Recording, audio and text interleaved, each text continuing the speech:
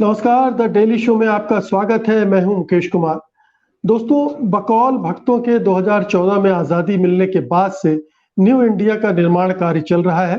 क्या लगभग 8 साल बाद हम ये कह सकते हैं कि उसकी एक मोटी-मोटी शक्ल हमारे सामने है।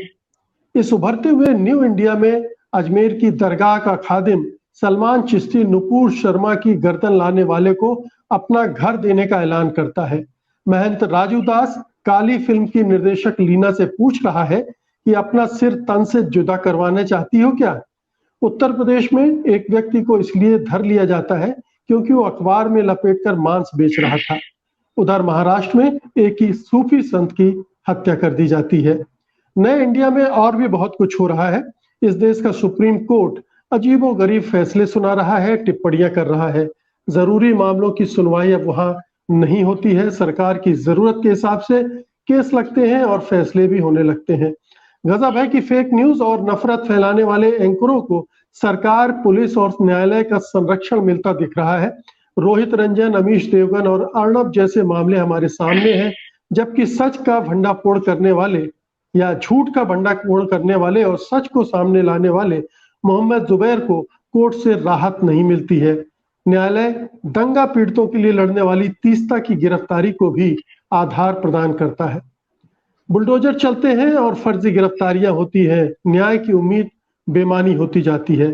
इसके इतर रोजगार, व्यापार सब चौपट है। 80 करोड़ लोग सरकार की दया से लाभार्थी बनकर जीने को अपशब्द है। अर्थव्यवस्था का बुरा हाल है, मगर उद्योगपतियों की संपत्ति दिन दूनी रात चौगनी पड़ रही है। सवाल उठता है कि क्या यही है वो न्यू इंडिया जिसके ख्वाब देश को मोदी ने दिखाए थे, या वह कुछ और है जो इससे भी डरावना होने वाला है। यही है आज की चर्चा का विषय, और इसमें हिस्सा लेने के लिए जो मेहमान हमारे साथ जुड़ गए हैं, मैं आपका उनसे पहले परिचय करा देता हूं। हमारे साथ प्रोफेसर लक्ष्मण यादव हैं, जो कि राजनीतिक सामाजिक मामलों में विशेषज्ञता रखते हैं। उनके विश्लेषण में आप सभी का कार्यक्रम में बहुत बहुत स्वागत है। प्रोफेसर लक्ष्मण, ये नए इंडिया को आप कैसे देखते हैं?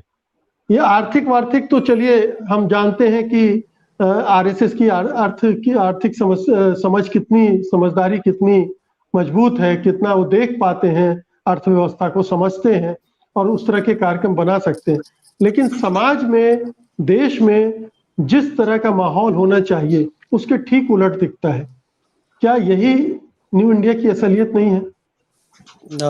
जी शुक्रिया मुकेश जी।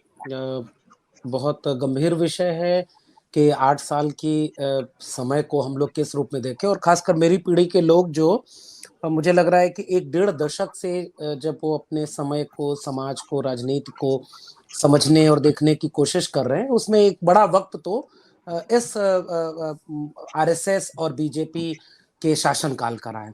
मैं जब इसे देखता हूं तो मुझे दो तरह के दृश्य नजर आते हैं। एक वो खेमा है जैसे जैसे ये दिखाया जा रहा है कि 8 साल में सब कुछ भारत में पहली बार तो हो रहा है। हमने एक रोहित वेमुला पहली बार हुआ, उसके बाद फिर विश्वविद्यालयों पर अटैक पहली बार हुआ, फिर हमने राष्ट्रपति भी बनाया तो एक दलित को बनाया, प्रेस कॉन्फ्रेंस करके उनकी जाति बताई, पहली बार प्रधानमंत्री पद का चुनाव लड़ने के लिए खुद कैंडिडेट ने जाति बताई, फिर उसके बाद 19 में चुनाव हुआ, फिर वो जीते, फिर से उन्होंने जब 20-21 के तक आते आते कैबिनेट के मंत्रियों तक की जाति बतानी शुरू की, दिल्ली और देश भर में बड़े बड़े पोस्टर लगे। ये सब देश में पहली बार हुआ कि 12 दलितों और 27 ओबीसी को हमने मंत्री बनाए हैं। ये देश में पहली बार हुआ।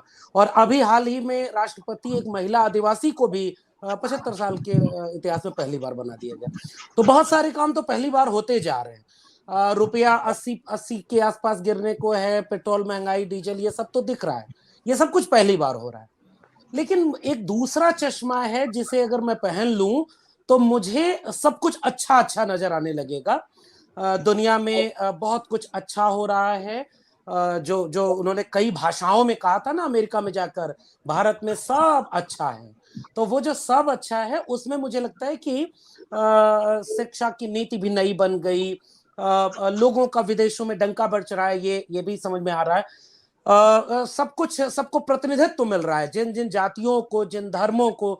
जैसे मैं एक उदाहरण ले रहा हूं मुकेश जी, उत्तर प्रदेश में अभी जब 22 में चुनाव के बाद शिवा जी बैठी हुई हैं, वो इसे पुष्ट करेंगी कि दानिश अंसारी को कैबिनेट में रखा गया। पहली बार हम देखिए मुसलमानों को प्रतिनिधित्व दे रहे हैं, हमने ओबीसी को उप मुख्यमंत्री बनाया है, हर जातियों को दे रहे हैं। यानी ये दो दो किस्म के चश्मे हैं जिनमें हमें बांट कर देखने को मजबूर किया जा रहा है। मैं अपनी टिप्पणी अगर करूं तो मेरा मानना यह है कि हाँ, बहुत कुछ इस देश में पहली बार हुआ, लेकिन वो जो एक सामाजिक ताना बाना था, जो सामाजिक राजनीति है, सांस्कृतिक राजनीति है, आर्थिक राजनीति है, इन सब में बहुत गहरी खाइयां बन गई हैं। मैं अपने कक्षाओं और विश्वविद्यालयों के उदाहरण अक्सर देता हूं, क्योंकि हम लोग उस पेशे से जुड़े हुए हैं जिसमें नई शिक्षा नीति ने क्लोजर और मर्जर के तहत स्कूल, कॉलेज और विश्वविद्यालय बंद करने की नीति बना दी है। विश्वविद्यालयों, स्कूलों को, डिग्री कॉलेजेस को प्राइवेट हाथों में बेचने की पॉलिसी बना दी है। देश में आंदोलन नहीं हो रहे हैं जैसा होना चाहिए, हो रहे हैं, लेकिन उनको कोई जगह नहीं दे रहा। दूसरी तरफ आर्थिक मसले जो हैं, उस पर आर्थिक विशेषज्ञ लोग बोलेंगे, लेकिन समझ में तो हमें भी आता है कि क्या क्या हो रहा है आर्थिक सवालों पर। सामाजिक और सांस्कृतिक पहलू पर मैं अगर बात करूं तो आरएसएस की विचारधारा को जमीन तक पहुंचाकर एक नफरत की खाई फैला देने का काम इस देश में पहली बार कायदे से हो रहा है। तो ये सब मैं जो देखता हूं, मुझे लगता है कि बहुत सारी एक ऐसे समाज को तैयार किया जा रहा है जिसमें सबसे बड़ा नुकसान ये होगा कि हो सकता है 24 में या बहुत हुआ तो 29 में सरकारें बदल जाएं, कोई नए विकल्प आ जाएं, लेकिन मैं बतौर नागरिक जो सामाजिक, सांस्कृतिक और आर्थिक जमीन पर जो खाई देख रहा हूं, ये मुझे लग रहा है कि जाति, धर्म, भाषा, लैंगिकता, इन सब के नाम पर जितना भेदभाव बना दिया जाएगा, ये सरकारों के बदलने से खत्म होने वाला नहीं है। ये मुझे लगता है 8 जी। साल में हुआ।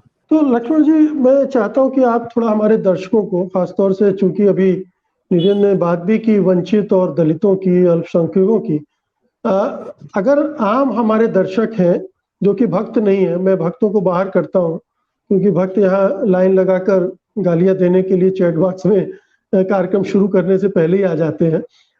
मैं जो देशवासी हैं उनको अगर ये समझना हो कि ये जो नया इंडिया बना है वो कितना अच्छा या बुरा है, कितना खतरनाक या भविष्य के लिए बड़ा खुशहाली लाने वाला है, ये समझाना हो तो आप कैसे समझाएं? मुकेश जी, मुझे लग रहा है कि आपने उस दूसरे वाले एंगल से सवाल किया कि अगर हमें नया इंडिया मान लेना है कि नया इंडिया बना है तो, लेकिन मैं फिर से अपने वाले अप्रोच से इसको देखने की कोशिश कर रहा हूँ। मसलन सबसे पहले मैं एक कोशिश कर रहा हूं कि मैं अपनी लोकेशन को बदलते हुए जरा देखूं कि मेरे लिए क्या क्या इस पिछले 8 साल में हुआ। मसलन मैं एक 25 से 35 साल के बीच का अगर एक नौजवान हूं तो मेरे लिए सबसे बुनियादी सवाल शिक्षा और रोजगार थे। शिक्षा पर मैंने पिछले कमेंट में टिप्पणी कर दी, उसे बस एक लाइन में दोहरा दूं। शिक्षा अब इस बात से तय हो गई है कि आपकी जेब में कितना पैसा है, आप किस जाति से आते हैं, किस इलाके से आते हैं, किस भाषा को बोलने वाले हैं, इससे तय होगा कि आपकी शिक्षा कहां होगी। नई शिक्षा नीति लागू हो गई, ये 8 साल में पहली बार हुआ, जिसमें मैं बार बार जोर दे रहा हूं। रोजगार पर बिल्कुल क्लियर कट दिख रहा है, 50 साल होने को हैं जिसके डेटा में बेरोजगारी सबसे ज्यादा है। नए क्षेत्र विकसित हुए नहीं, जो रोजगार सर्विस सेक्टर में मिलता था वो अब कोलैप्स कर गया, वहां नौकरी से निकाले जा रहे हैं लोग, और अब अग्निवीर आ गया है जो 8 साल में पहली बार हुआ, जो इस नए भारत की एक एक एक एक प्रतीक बना। जैसे अग्निवीर आया, कल को शिक्षावीर आएगा, बैंक वीर आएगा, हर तरह के वीर जुड़ते जाएंगे और भारत वीरों का एक समूह बन जाएगा। और 4 साल, 3 साल, 2 साल बाद वीर रिटायर होंगे और फिर नए लोग आएंगे। ये शिक्षा और रोजगार के लिहाज से लोकेशन मैंने नौजवान की रखी। जो इसकी चिंता नहीं करता शिक्षा और रोजगार की, जो शायद जिसका पेट थोड़ा भरा है, उसके लिए मैंने इस नए भारत में देखा कि नए काम मिले हैं कि आप पहले चल के खोजो 800 साल का बदला कैसे लेना है। थोड़ा सा अगर पेट भरा है तो मस्जिद के नीचे से मंदिर खोजना है।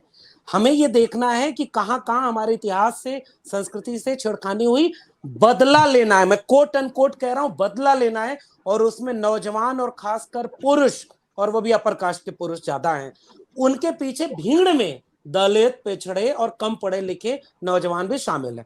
तो मुझे नौजवानों के लिहाज से ये दिख रहा है।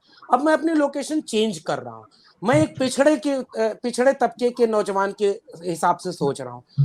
8 साल पहले एक प्रधानमंत्री बनने वाले उम्मीदवार ने घोषित करके कहा था, जो 3 बार मुख्यमंत्री रहते हुए नहीं पता था कि वो ओबीसी हैं, लेकिन अब उन्होंने कहा मैं पिछड़ी मां का बेटा हूं, सब कुछ है। और ओबीसी के 2-3 बुनियादी मुद्दे क्या हैं? उन्होंने आज तक कभी मंडल कमीशन का नाम नहीं लिया। मंडल कमीशन क्या है, इस बात को कभी वो जिक्र नहीं करते। उन्होंने कभी जिक्र नहीं किया कि जाति जनगणना का क्या करेंगे। उन्होंने कभी जिक्र नहीं किया कि ओबीसी के कोई जज, वकील, डॉक्टर, इंजीनियर अगर बढ़ नहीं रहे तो क्यों नहीं बढ़ रहे। 8 साल में इसमें कोई नियम नहीं बना। वोट लेने के लिए हम ओबीसी को आगे करेंगे, हम जरूरत पड़ेगी तो रामनाथ कोविंद को आगे करेंगे। और उनके राष्ट्रपति रहते फैसला क्या होगा कि उनके राष्ट्रपति रहते फैसला ये होगा कि राम मंदिर बनेगा, हाथरस होगा, दलितों का आरक्षण खत्म होगा, पिछड़ों का आरक्षण खत्म होगा। ये मैं लोकेशन चेंज कर रहा हूं। मैं दलित बन के सोचता हूं तो मैं देख रहा हूं कि मुझे राष्ट्रपति मिल गए, मुझे सांसद विधायक मिल गए और मेरा आरक्षण खत्म हो गया। मुझे जितेंद्र मेघवाल से सुनीता देवी याद आती हैं, रोहित वेमुला से पायल तड़वी याद आती हैं। ये 8 साल में हुआ है। और इसलिए आरक्षण के सवाल पर हम अपने, और शुरुआत में एक टिप्पणी आई थी, मैं वहां ये जोड़ना चाह रहा हूं, ऐसा नहीं है कि वो अपने विचार को बदल रहे हैं और दलितों, पिछड़ों, आदिवासियों के हितैषी हो रहे हैं। नहीं साहब, उन्होंने ईडब्ल्यूएस आरक्षण, मंदिर बहस, आरएसएस की विचारधारा, इन सब के जरिए ये तय कर दिया कि हमने अपर कास्ट की प्राथमिक पार्टी होने के लिए सारा काम कर दिया है। अब हमारा अपर कास्ट कहीं नहीं जाने वाला, हम सबसे कट्टर हिंदू हैं। और हमने यहां तक तय कर दिया है कि सेकुलर पार्टियों को भी सॉफ्ट ही सही लेकिन हिंदू बनने पर मजबूर कर दिया है। इसलिए अब वो दायरा बढ़ा रहे कि अपर कास्ट कहीं जाने वाला नहीं, थोड़े दलित हमारे साथ आए, पिछड़े आए, आदिवासी आए। ये हो रहा है 8 साल में। और हो कैसे रहा है? आप शिक्षा और रोजगार में आरक्षण लेते थे, सरकारी नौकरी, सरकारी शिक्षा, सरकारी हर एक चीज को प्राइवेट हाथों में बेच देंगे, उसे मुद्रीकरण का नाम देंगे, आपका आरक्षण खत्म, आपका प्रतिनिधित्व खत्म, लेकिन आपका राष्ट्रपति बनेगा, आपका सांसद विधायक बनेगा। कल को हो सकता है कि प्रधानमंत्री भी आरएसएस कह दे कि एक दलित बनेगा। कल को हो सकता है किसी मुसलमान को राष्ट्रपति बना दो तुम। लेकिन ये जो 8 साल में खाई हुई है, इसने बुनियादी मुद्दों को बहुत गहरे अर्थों में दफन कर दिया है। इसलिए मुझे लगता है कि मैं अगर इस 8 साल को देख रहा हूं तो वो सारे यादें मुझे एक तरफ याद आ रहे हैं कि 100 दिन चाहिए मुझे काला धन लाने के लिए। अब तो साल दर साल 2050 तक हम ही रहेंगे। मुझे 100 दिन चाहिए बेरोजगारी ठीक करने में, अच्छे दिन लाने में। गोद में कुछ गांव लिए गए थे, पता नहीं बड़े हुए कि नहीं हुए। कुछ तमाम वो वादे जिन पर अब बहसें खत्म हो गई हैं। आखिरी टिप्पणी मुकेश जी ये है कि मेरी चिंता ये है ना कि जब कल तक हम जिन तर्कों से सरकारों को घेरते थे, मीडिया सरकार से सवाल करती थी, जनता सरकार से नाराज होती थी, अब वैसी ही परिस्थितियों में लोग सरकार के प्रवक्ता बन के उन्हें बचा रहे हैं कि यूक्रेन युद्ध हो गया इसलिए पेट्रोल डीजल बढ़ गया है, हम बेरोजगारी बढ़ रही है, अगर बेचेंगे नहीं तो सरकार के पास पैसा कहां से आएगा, पेट्रोल डीजल अगर नहीं भराओगे तो राष्ट्र के विकास के लिए पैसा कहां से आएगा। मुझे लगता है सबसे बड़ा पतन यहां हुआ है जहां सरकार से सवाल पूछना था, हमने नए किस्म के भक्त पैदा कर दिए हैं। और बहुत बुद्धिजीवी लोग, ताकतवर लोग, जिन्हें सवाल करना था आंख में आंख डाल करके, उन्हें प्रोफेसर हनी बाबू बना के, आनंद तेल तुमड़े बना के, गौतम नौलखा बना के, उमर खालिद बना के आप जेल में डालेंगे। और जो बाकी लोग जिनके पास थोड़ी बहुत रीढ़ थी, जिन्हें आंख में आंख डाल करके सवाल करना था, वो अब सवाल नहीं करेंगे। वो शायद अपनी नौकरी बचाएंगे, वो शायद ईडी से छापा न पड़ जाए, वो शायद सुप्रीम कोर्ट पकड़ के कोई फैसला न सुना दे, ये सब न हो जाए। ये मुझे 8 साल में पहली बार दिख रहा है। संस्थाओं से भरोसा खत्म हुआ है और अपने आप से भी भरोसा खत्म हो गया है। इसलिए मुझे लग रहा है कि ये उनकी आरएसएस की बहुत बड़ी जीत है और ये देश का बहुत बड़ी हार है।